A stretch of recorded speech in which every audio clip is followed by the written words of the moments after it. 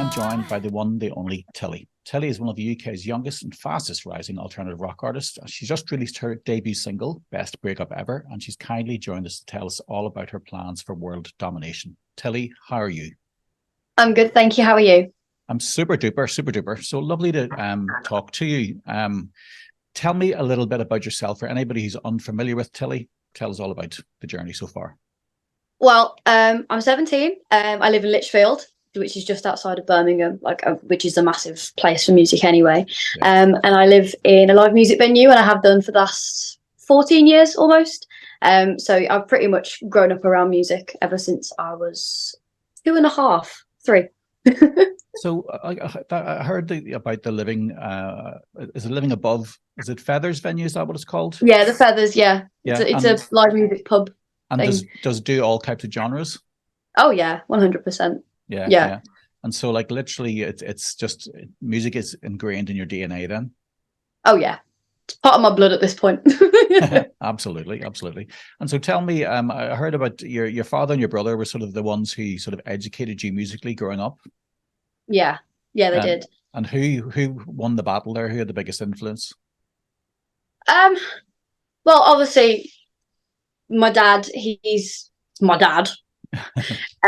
He's the one who's pretty much raised me on music. Yeah. And my mom as well. Don't get me wrong, but I guess my dad, he's more 50s, 60s, early 70s, and then my mom, she's 70s, 80s, and then my brother, he's late 80s, 90s, 2000s. Yeah.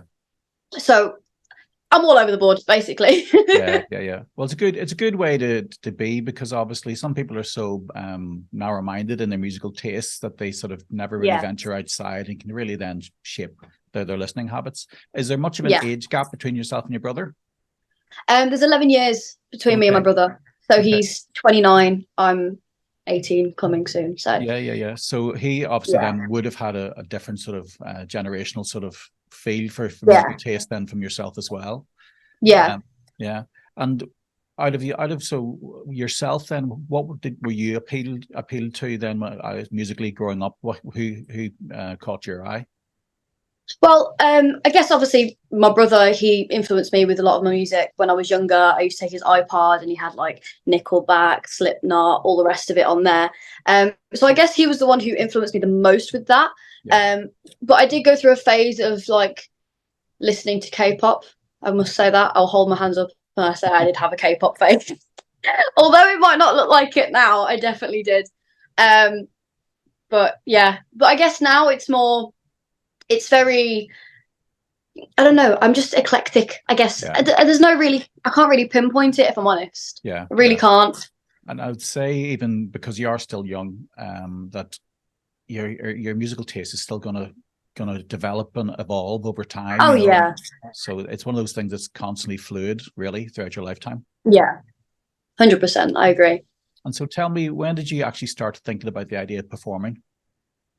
Well, I mean, I've been having singing lessons ever since I was 6 years old, which is crazy to think because that was some time ago. But I first performed on stage when I was 12, 13 years old. Okay. At my school Battle of the Bands, and I sang Rockin' Robin by myself to a backing track.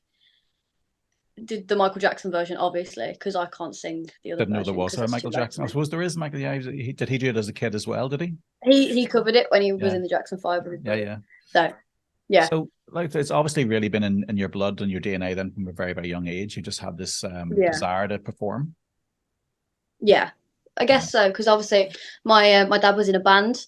And he used to bring me up on stage, and he'd just hold me. There's photographic evidence of it somewhere. And I'm sure then, obviously, then you have a real desire to be in the limelight and perform that way, because obviously some people just aren't built that way. You know, they prefer to maybe have different roles. So it's the worst idea in their world, you know, standing on a stage in front of people. But I suppose once you get a taste for it, it's hard to let go of. Yeah, I guess living and working in a pub as well, that also, you know, coincides with it. And I've had to mature a lot faster than anyone else my age. Yeah. I mean, I've got asked more than once, are you like 21? And I'm like, no, I'm 17. And they're like, huh? I'm like, yeah. It's funny. I don't know if did you listen to Hailstorm at all? Oh yeah, I love Lizzie so much. Yeah. So like I caught them, I think it was maybe back at the start of the year. They'd done a show. She'd done like an acoustic set and then an electric set as well. But she talked about her journey as a young musician as well. And her parents would have literally taken her from gig to gig at a very young age, obviously, when they were performing. Yeah. I'm sure it must be similar for yourself then, obviously at a young age. Very, very similar circumstance. Protective bubble around you to make sure you're okay. Yeah, always. Me and my parents are like this. Good. Best way to be. Best way to be. And so tell me about this journey then that you're actually on now with you signed to a label, wasn't it Bass Culture Music and Sony? So you're really on the way then to making things happen for yourself. So how did that come about? So I was 13-ish. It was 2019, I think.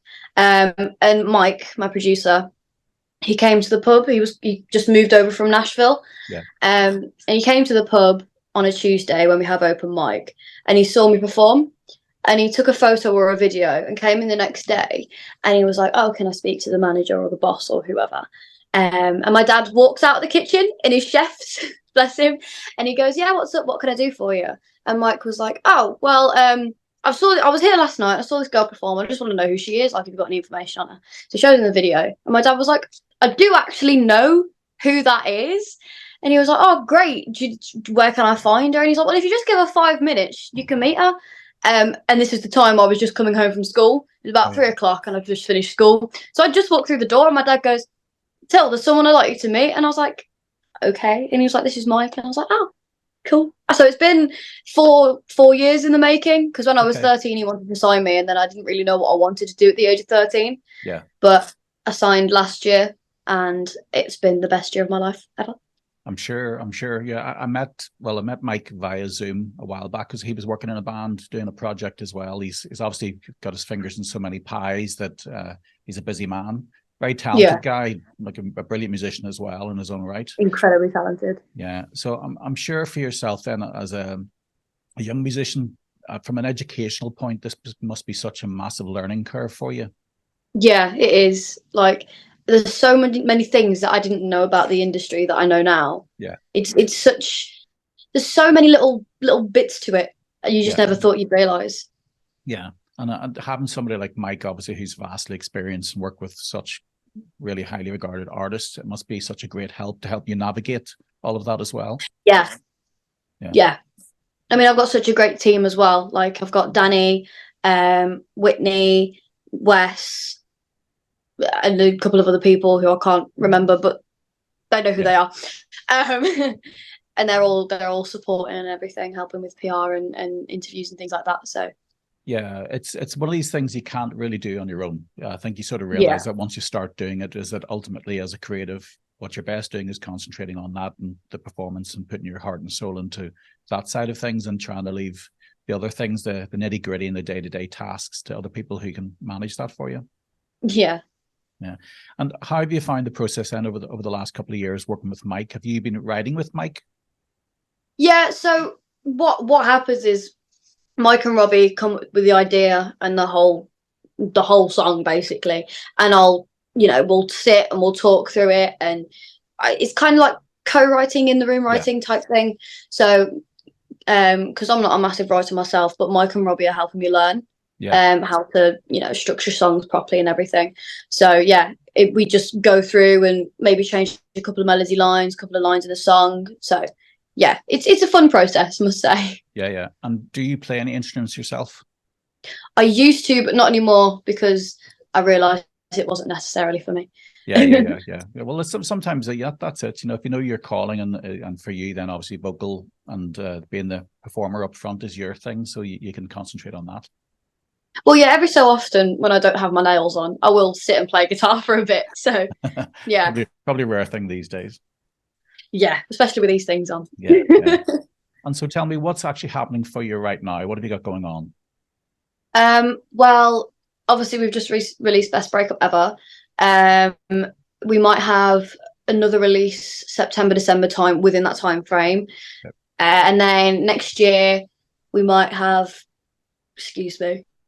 probably going to have an EP come out. Probably early next year. Okay. Summertime-ish, maybe. And then an album, and then basically the same thing again, I'm pretty sure. Yeah. But yeah, and then with gigs and stuff, not too sure yet, but we are getting some of those in the books. Yeah. And I was just looking quickly before we came on there. Your videos hit about 800,000 views already. You must be delighted. Honestly, I'm kind of gobsmacked. It's been like I've only been doing this for 2.5, 3 weeks. Yeah. Really. So I'm just like, how has it blown up that fast already? Like, it's insane to me. Absolutely insane. I think it tells you that there's clearly an appetite for another young artist like yourself, and probably in the type of genre that you're covering, because so much of it is maybe pop related these days, or else a duo, etc. So maybe like a young female like yourself coming out and leading from the front. It's probably a real appetite for it right now. Yeah, it's great. And obviously, what is it like for you then? As you say, just a couple of weeks into this, it must be quite a surreal thing, because coming from the other side, looking at people performing, now they're going to be looking at you. Well, yeah, because I've been to festivals and gigs, and even my brother, because we went to Download together, me and my brother did, and obviously that shows how much of a similar music taste me and my brother actually have. Yeah. And he was like, "Oh, that's going to be you one day." And I was like, "I'll stop." And now it's gotten to the point where I've got 800,000 views on YouTube. And I'm like, maybe it will be. It's sort of in touching distance almost now. I'm sure. Pretty much, yeah. Like, I've always wondered, like for young musicians like yourself, because I've obviously spoken to so many musicians over the years, whether it be guitar players or whatever, but there must be like almost this, oh God, how like adrenaline rush where you just really want to do things now. But as you sort of talk about the time frame, the planning out of the structure of trying to do a release and do it properly, it does take time, doesn't it? Yeah. Well, I guess, as I say, it's a very not long-winded process, because we have a release party next week, because we were meant to have one on the 7th, but that couldn't go through because of bans and things like that.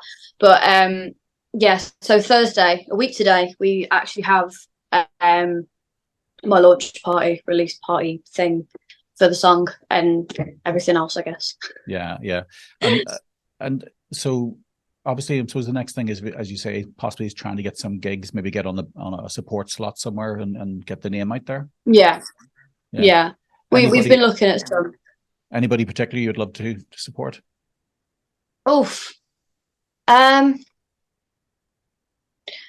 I know it's a long shot, but probably Bring Me.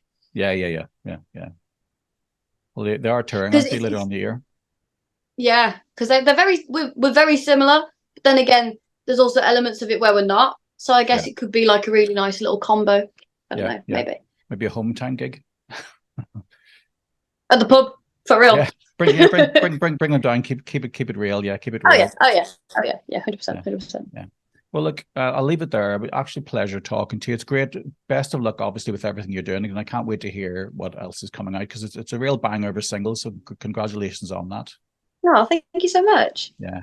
So yeah, once again, guys, just give it a listen. Best Breakup Ever, Tilly, debut single out now. So make sure you do check her out. Where's your socials, Tilly? Then where can people find you? Instagram, TikTok, Facebook. I think I'm on Threads as well. And I think that's about it, really. Yeah. Well, look again. Twitter as well. Yeah, you've got to be on Twitter. You got to be blue tick and all. Okay. Well, look, Tilly, best of luck with everything. Best luck with the launch, and obviously, really looking forward to see what else comes further down the line for you. Thank you so much. No problem. You take care. Okay. And you. Bye. Thanks, Nick. Bye.